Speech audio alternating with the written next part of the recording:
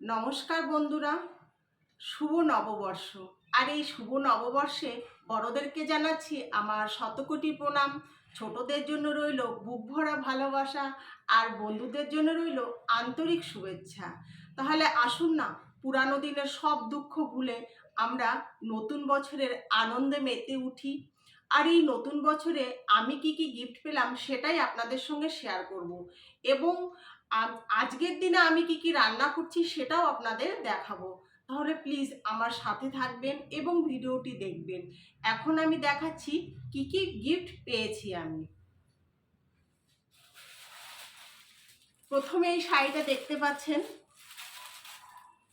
এই শাড়িটা আমার মা দিয়েছে নতুন বছরের উপলক্ষে। এটা সুতির ছাপার শাড়ি কিন্তু দেখতে খুবই সুন্দর লাগছে, দেখুন। আর খুবই অল্প দাম, 450 টাকা দাম, তার মধ্যে খুবই সুন্দর লাগছে। আর এটাও সুতির শাড়ি, দেখুন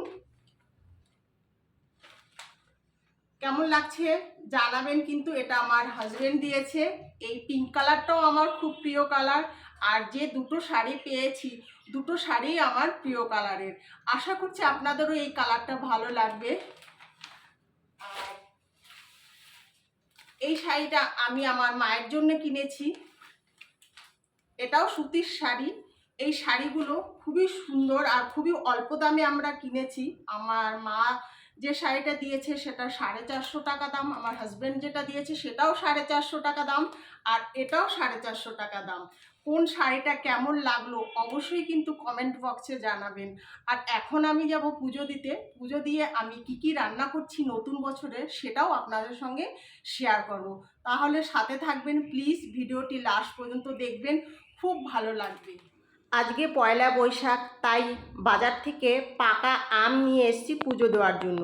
আমি পুজো দিয়ে চলে গেলাম রান্নাঘরে। দেখুন আমি কি কি রান্না করেছি। এখানে রয়েছে সাদা ভাত, তারপর রয়েছে লুচি, আর আজকে অশোক ষষ্ঠী তাই আমি সব রান্নায় নিরামিষ করেছি।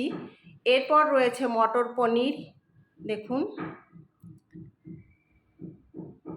তারপর রয়েছে মুগ ডাল,